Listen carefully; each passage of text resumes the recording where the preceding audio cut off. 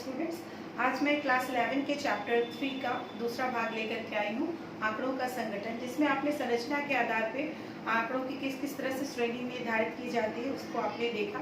इसमें देखा आपने किस तरह inclusive series, exclusive series, open ended series, ये किस किस तरह से इसकी रचना की जाती है। आज आप देखेंगे संचयी आवृत्ति वितरण या क्यूमुलेटिव फ्रीक्वेंसी डिस्ट्रीब्यूशन। इसमें आप देखेंगे नाम से स्पष्ट है कि संचय यानी कि आंकड़ों का या आवृत्तियों का क्या हो रहा है, इसमें संचय हो रहा है।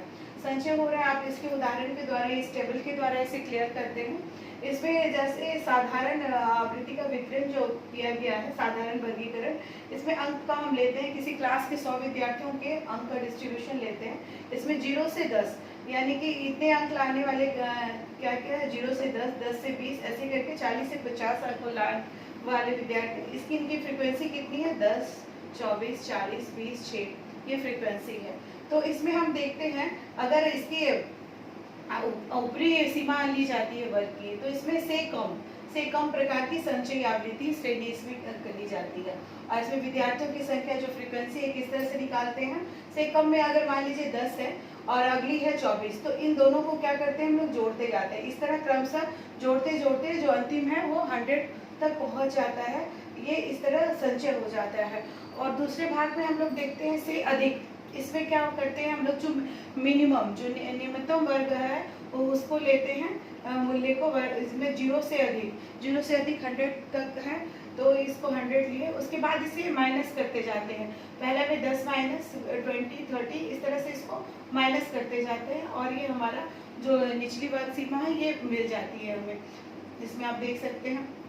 उसके बाद जो अगली है मध्यमान श्रेणी या मिड वैल्यू सीरीज। इसमें क्या है, जो वर्ग की मध्यमान है, जैसे 0 से 10 के बीच में इसका मिड वैल्यू कितना होगा, 5 होगा। उसी तरह एक मध्यमान सीरीज हम लोग लेते हैं 5, 15, 25, 35, 45, 50 तक के आंकड़ों की सीरीज ली हम लोग, मध्यमान लिया गया। इसकी आवृत्ति दी हुई है। इसमें वर्ग हम लोग किस तरह से निर्धारित किए, 0 से 10, 10 से 20, इसी तरह 40 to 50 तक ये वर्ग निर्धारित किए हैं। और इसमें इसकी विधि क्या है, इसमें जो लोअर है L1, इसका L1 इसका क्या हो गया, 5 - 10/2 = 0। और इसमें इसका फार्मूला क्या होता है ये आप देखिएगा। इसमें L1 = m - 1/2i, जहाँ L1 क्या होगी, निचली सीमा है, किसी भी वर्ग की निचली सीमा है। जैसे कि यहाँ पे इसके मिड वैल्यू ले लिए, मान लीजिए मिड वैल्यू m = कितना हो गया, यहाँ 5 बैठा है, और उसके बाद 1/2i, i का मान क्या है, मध्य मान के बीच का अंतर। जैसे कि यहाँ पे 15 और 5, इन दोनों के बीच का अंतर कितना हुआ, 10 हो गया। तो हम लोग इसको क्या करते हैं, ये यहाँ पे बैठा देते हैं, यानी कि 5 - 10/2 = कितना हुआ, 0 हुआ। उसी तरह अगला हम लोग लेंगे मध्यमान m - 10/2, यानी कि सबका जो है मध्यमान के बीच का अंतर कितना है, 10 है। तो इस तरह हम लोग ये निकाल सकते हैं मध्यमान श्रेणी का मान। और L2 भी उसी तरह से, L2 में जो है ऊपरी सीमा को हम लोग लेते हैं, तो L2 में भी m जो है उसी तरह से निकालते हैं, m = 5 और मध्यमान i/2, इस तरह से ये भी इसका मान निकालते हैं। अब हम देखेंगे ये संरचना के आधार पर इन श्रेणियों को आपने वर्गीकरण देखा। अब हम देखते हैं प्रकृति के आधार पर, यानी कि कैरेक्टरिस्टिक फीचर के आधार पे इनका क्या क्या वर्गीकरण होता है। पहला होता है काल श्रेणी, यानी कि टाइम सीरीज। इसका उदाहरण हम इस तरह से समझ सकते हैं, हम लोग 1951 ईस्वी से लेकर के 2011 तक के जनगणना के आंकड़े लेते हैं, यानी कि इन सबकी काल श्रेणी भिन्न भिन्न है। 1951 एक डिफरेंट काल श्रेणी थी, 1961 डिफरेंट काल श्रेणी, इसी तरह 2011 तक ये डिफरेंट काल श्रेणी हुई। तो ये भारत की जनगणना ये किस तरह की प्रकृति में आएगी, ये टाइम सीरीज में आएगी।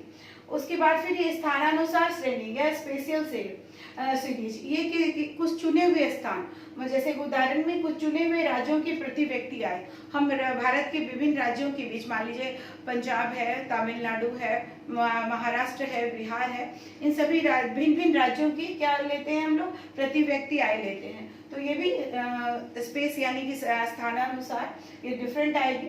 उसके बाद है फिर अवस्था श्रेणी, यानी कि कंडीशन सीरीज। इसका भी उदाहरण हम देख सकते हैं, किसी फर्म में विभिन्न कैटेगरी के मजदूर काम करते हैं, तो किन्हीं की पेमेंट होगी मान लीजिए 10 से 20 हज़ार के बीच, 20 से 30,000 के बीच, इस तरह हर एक वर्ग बना हुआ रहता है। तो किसी फर्म में श्रमिकों के आय का वितरण, तो ये किस तरह की अवस्था की श्रेणी, यानी कि किसका क्या लेवल है, ये इसके अकॉर्डिंग ये कंडीशन सीरीज या बनती है। उसके बाद फिर हम लोग अंतिम भाग में इसमें देखते हैं कि आदर्श वर्गीकरण के आवश्यक तत्व क्या क्या हो सकते हैं, यानी कि इसके क्या क्या एसेंशियल हो सकते हैं किसी भी वर्गीकरण को हम लोग करते हैं। तो इसमें सबसे पहले क्या होना चाहिए, इसका उचित आकार होना चाहिए। जो हम लोग वर्ग का साइज है वो बहुत ज़्यादा बड़ा नहीं होना चाहिए कि मतलब ऑड लगे।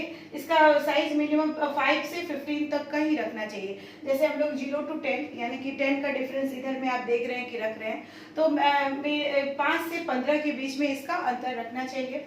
उसके बाद होमोजेनिटी या सजातीयता, यानी कि मदों के मूल्यों के बीच में क्या होना चाहिए, एक समान होना चाहिए। ये नहीं कि कभी हम लोग वेदर का रिपोर्ट ले रहे हैं तो कभी किसी के हाइट का ये ले रहे हैं, तो नहीं, इस तरह का डाटा नहीं रहना चाहिए, यानी कि सजातीयता का गुण भी होना चाहिए। उसके बाद इसका रेंज भी देखना चाहिए कि इस तरह का रेंज लेना चाहिए कि जो टोटल आंकड़े हैं, यानी कि 0 से लेके मान लीजिए हम 1000 तक के भी आंकड़े लिए, तो इस तरह का वर्ग बनाना चाहिए कि ये सारे आंकड़े उसमें समा सके, यानी कि इसका रेंज बहुत व्यापक होना चाहिए। उसके बाद इसकी सरलता इतनी सिंपल हो कि मतलब किसी को कोई कंफ्यूजन नहीं हो कि ये डाटा किधर गया, ये डाटा किधर कहाँ का है, तो इतना सिंपल होना चाहिए कि एक टेबल देखने से वो पता लग जाए। उसके बाद फ्लेक्सिबिलिटी, यानी कि आवश्यकता अनुसार वर्गों को चेंज किया जा सके, इतना ये फ्लेक्सिबल होना चाहिए। उसके बाद अनुकूलता, यानी कि सुटेबिलिटी, जैसे कि हम लोग किसी के आय का अगर ले रहे हैं तो उसमें हम किसी के ऊंचाई को या भार को ये डाटा के रूप में नहीं ले सकते, उसको मेंशन ही नहीं करना चाहिए। जिस चीज के लिए आप रिसर्च कर रहे हैं बस उसी को आप क्या करिएगा उस डाटा में डाल सकते हैं। उसके बाद है शुद्धता मतलब ये अंकगणितीय रीति, यानी कि डिजिट का मान जो है मूल्य का योग है, जो भी हम लोग इधर में हम लोग देख सकते हैं कि टोटल का कितना आ रहा है, इसमें भी 100 आ रहा है या फिर ये भी 100 आ रहा है। इस तरह से क्या है, ये शुद्ध वैल्यू इसका प्राप्त होता है, यानी कि ये टेबल जो बना हुआ है बिल्कुल शुद्ध है। उसके बाद निरंतरता या कंटिन्यूटी, यानी कि ये जब भी हम लोग बनाते हैं टेबल तो इसमें अपवर्ज्य विधि का यूज करना चाहिए, यानी कि जैसे कि ये 0 से 10 है, ये इसमें क्या बोलते हैं ऊपरी मान को हम लोग हटा देते हैं, यानी 10 के वैल्यू को नहीं लेते हैं। तो इस तरह के सीरीज को हम लोग क्या कर देते हैं, चेंज करके, इसमें ये समावेशी सीरीज है तो इसको हम लोग क्या करते हैं अपवर्जी में चेंज करते हैं। इससे डाटा में ज्यादा करेक्टनेस आ जाती है, पॉइंट का भी मान इसमें मिल जाता है। उसके बाद फिर इसमें क्या है, आपसी पृथकता होनी चाहिए, यानी कि हर एक डाटा का या वर्ग का पहले ही बताया कि अलग अलग मान होना चाहिए। उसके बाद क्लास इंटरवल भी बिल्कुल क्लियर होना चाहिए। उसके स्थान का निर्धारण भी, हर एक मदों के मूल्यों का स्थान का निर्धारण भी होना चाहिए, यानी कि मूल्य को है जो बाईं तरफ लिखना चाहिए और चर को है जो दाईं तरफ लिखना चाहिए। इस तरह से हम लोग अगर किसी भी डाटा का ऑर्गेनाइजेशन करेंगे तो ये बहुत ही करेक्ट होगा और रिसर्च का जो भी उद्देश्य है वो पूरा हो सकेगा।